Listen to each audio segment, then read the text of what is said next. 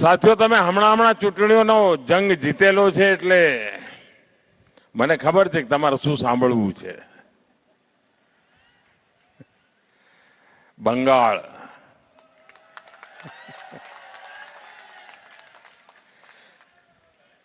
સાથીઓ, ચૂંટણીઓ તો કેટલીય લડ્યા અને કેટલીય ચૂંટણીઓ જીત્યા.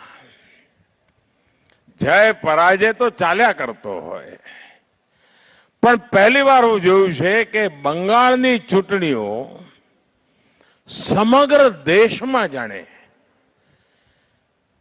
હું નથી માનતો કે દેશના ઘણા ખૂણા કોઈ લોકોને બંગાળની દુર્દશાની તકલીફ પડી હશે, પણ દૂર દૂર હજારો માઇલ દૂર બેઠેલા વ્યક્તિને પણ બંગાળમાં પરિવર્તન આવ્યું એટલે હાશકારો થયો.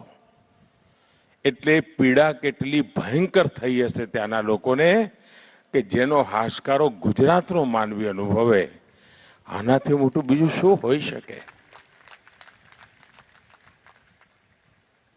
અને આ દેશના સામર્થ્યના દર્શન થાય છે કે પીડા બંગાળને થતી હોય અને દર્દ ગુજરાતીને થતું હોય, ગુજરાતને ખૂણે ખૂણે વેદના થતી હોય કે આપણા બંગાળને થયું છે શું?